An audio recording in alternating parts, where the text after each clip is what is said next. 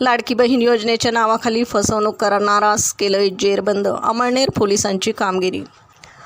महिलांना फोन करून समाज कल्याण विभागाचा अधिकारी असल्याचं भासवत फसवणूक करणाऱ्या भामट्यास जेरबंद करण्यात आले. फिर्यादी कविता पवार यांच्या फिर्यादीवरून गुन्हा रजिस्टर नंबर 21 नुसार अनोळखी व्यक्तीविरुद्ध गुन्हा नोंदवण्यात आला आहे.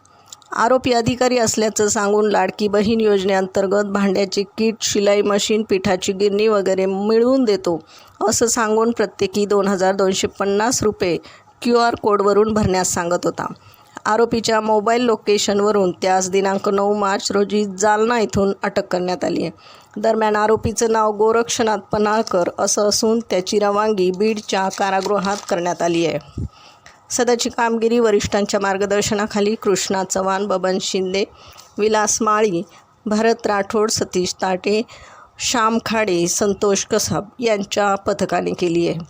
अमळनेर पोलिसांनी आवाहन केले आहे की फसवे कॉल आल्यास नागरिकांनी कोणत्याही आमिषाला बळी न पडता पोलिसांशी संपर्क साधावा. बीड प्रतिनिधीसह महाराष्ट्र जनता न्यूज. महाराष्ट्राचा बुलंद आवाज.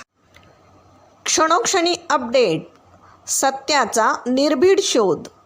राजकारण असो वा समाजकारण, शेती असो वा सामान्य माणसाचे प्रश्न, वा असो क्राईम रिपोर्ट, प्रत्येक बातमीचा अचूक वेध. ताज्या बातम्या आपल्यासाठी. पाहत रहा महाराष्ट्र जनता न्यूज. महाराष्ट्र जनता न्यूज नंबर 1 चॅनल. आजच लाईक, शेअर आणि सबस्क्राईब करा.